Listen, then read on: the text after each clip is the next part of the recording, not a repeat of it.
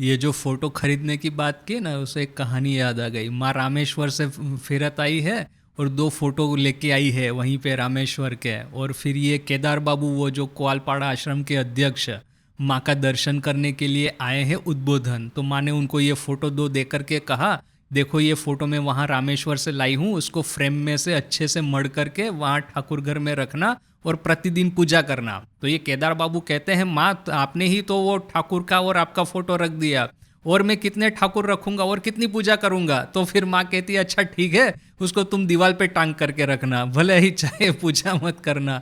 तो फिर वो बहुत सालों तक कोआलपाड़ा आश्रम में वो दीवार पे टांग करके रखे हुए थे ये फोटो। तो एनीवे जो आप कहते हैं is a very natural question कि किस तरह से सरलता बढ़ाई जाए। देखिए मैं अपना खुद का एग्जांपल बताता हूँ, और बहुत सारे हजार होंगे उपाय। मेरा खुद का जो की factor is here is vulnerability. मेरा ऐसा है कि मैं बहुत ही ज़्यादा इंट्रोवर्ट हूँ और रेयरली रेयरली अपने मन का भाव जो है दूसरों के सामने व्यक्त करूँगा। ये अपना जो फीलिंग्स है, इमोशंस है, आई डोंट रिमेंबर कि मैंने ऐसा कोई किसी के साथ में शेयर किया हो या वगैरह किया हो।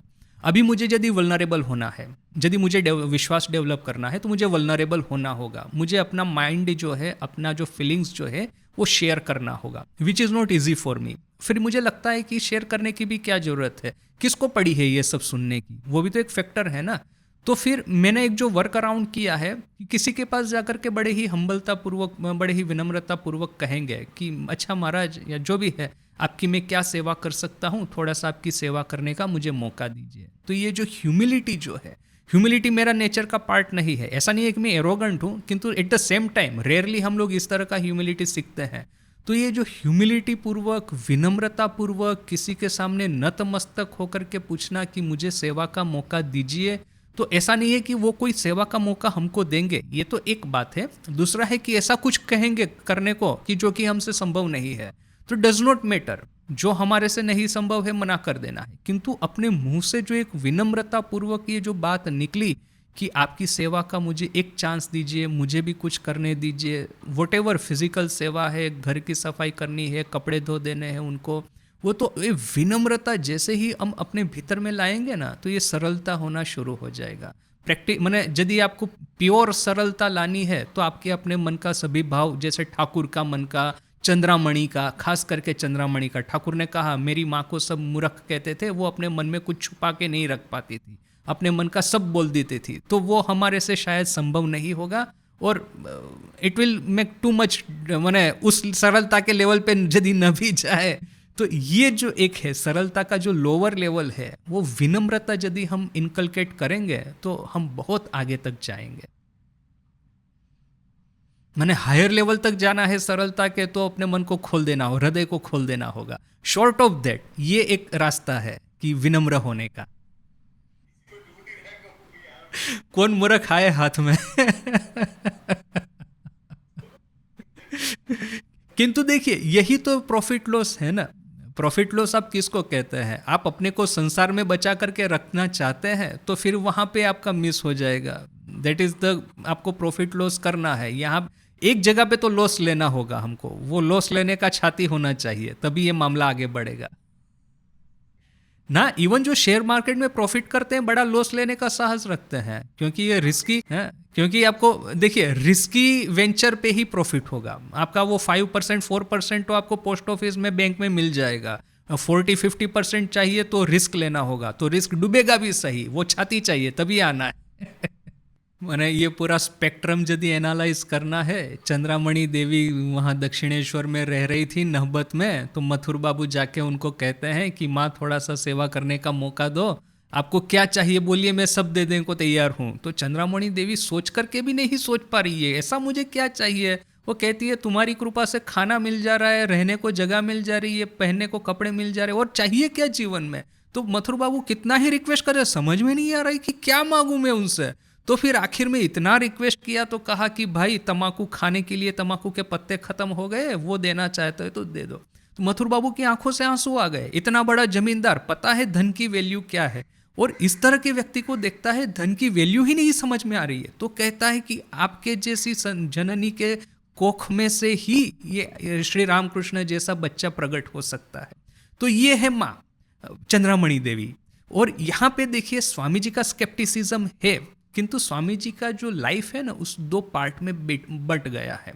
पहले तो था कि ठाकुर पे जेन्युइनली एक उनका उन्हें टेस्ट करते हैं, वो बेड के नीचे में बिस्तर के नीचे में सिक्का रख देते हैं, बोलते हैं कि सिक्का स्पर्श नहीं कर सकते, टेस्ट करके देख लेते हैं, वो एक था। दूसरा था कि एक बार जब ठाकुर को मन प्राण दे दिया तो फिर पूरे जैसे कि उनके गुलाम होकर के रह गए। ये आखिरी दिनों की कहानी है। स्वामी जी में क्या 180 डिग्री चेंज कैसा आया है देखिए।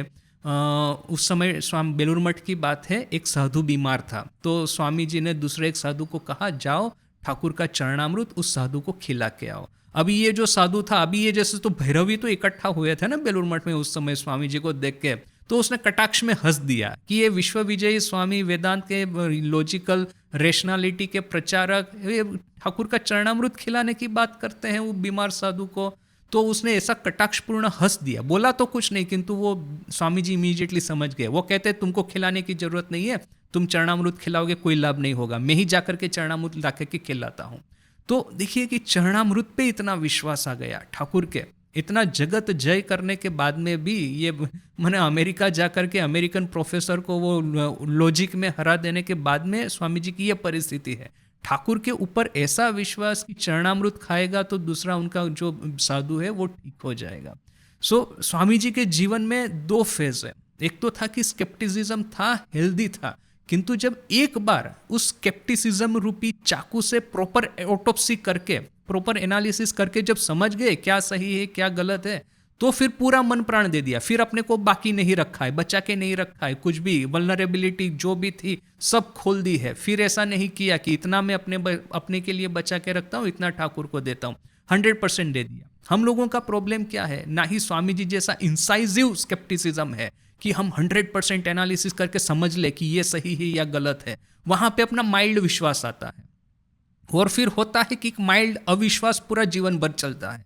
हम लोगों का वो सांप की तरह है, वो वाटर स्नेक की तरह, मेढक को गिला है, अभी ना ही उसको फेंक पाता है ना ही खा पाता है। हमारा जो माइल्ड विश्वास है, ना ही हमारे पास में वो माइल्ड विश्वास एक शार्प नाइफ हमको देता है जिसकी मदद से हम ऑटोप्सी कर पाए, ये डिसेक्शन कर पाए, सही गलत समझ पाए, वो भी नहीं करने देता। और ये जो माइल्ड अविश्वास है वो पूरा विश्वास भी नहीं होने देता। ना ही हम अद्वैत में जा सकते हैं, ना ही द्वैत में जा सकते हैं, ना ही 100% लॉजिकल हो सकते हैं, ना ही 100% सरल हो सकते हैं, विच इज अवर प्रॉब्लम।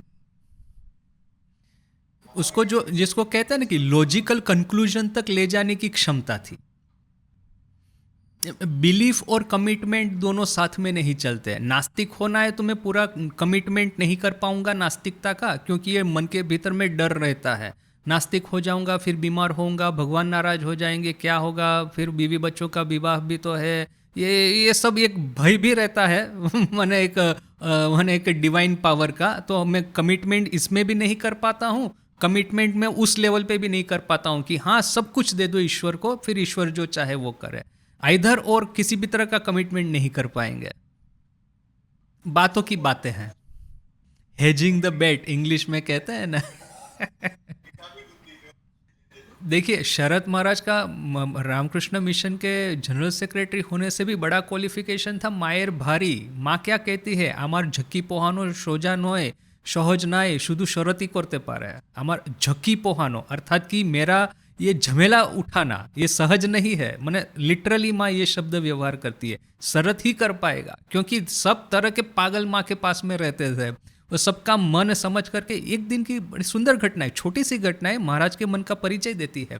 एक साधु ने लेटर लिखा, एक साधु उद्बोधन में आया महाराज का दर्शन, माँ का दर्शन करने के लिए दूसरे किसी ब्रांच सेंटर से। तो अभी क्या, एक तो सिस्टम को फॉलो करना है ना, पहले से लेटर लिख करके तुम परमिशन लो फिर आओ। वैसे ही उठा करके झोला उठा के थोड़ी ना चल देगा साधु। तुम्हारे सेंटर में क्या रिस्पॉन्सिबिलिटी है आपकी, आपके बड़े महाराज जो है उनका परमिशन लिया कि नहीं, आपका जो ड्यूटी था उस सेंटर में उसका व्यवस्था करके आए कि नहीं, वो सब देख करके फिर ट्रैवल करना है। तो ये साधु आकर के उपस्थित हुआ, महाराज के सामने कहता है आपका दर्शन, माँ का दर्शन करने के लिए आया हूँ। तो शरद महाराज कहते हैं भाई तुमको तो लेटर लिखना चाहिए, पहले तुम बड़े महाराज का, आपके वहाँ के जो हेड स्वामी जी है, इंचार्ज स्वामी जी, उनका परमिशन लेना चाहिए। ये जो फॉर्मालिटी है तुमने किया है? तो ये साधु कहता है हाँ महाराज मैंने किया है। तो शरत महाराज कहते हैं मेरे पास में कुछ आया नहीं है, तुम जाओ वापस, अभी का अभी वापस चले जाओ जिस सेंटर से आए हो, फॉर्मालिटी करो, बाद में ही सब कुछ करना। ऐसा जिसका इच्छा हो झोला उठा के चल लो तो थोड़ी ना मिशन चलेगा, ऐसा बोल के उसको डांटा। तो साधु कुछ बोला नहीं, वापस चला गया। उस दिन के बाद में शाम को जब शरत महाराज अपने पेपर्स ठीक कर रहे थे, उसमें उस साधु का लेटर मिला। वो खो गया होगा, इतने सारे पेपर पड़े हैं वो, तो उसमें कहीं पे खो गया होगा, तो उन्होंने देखा नहीं।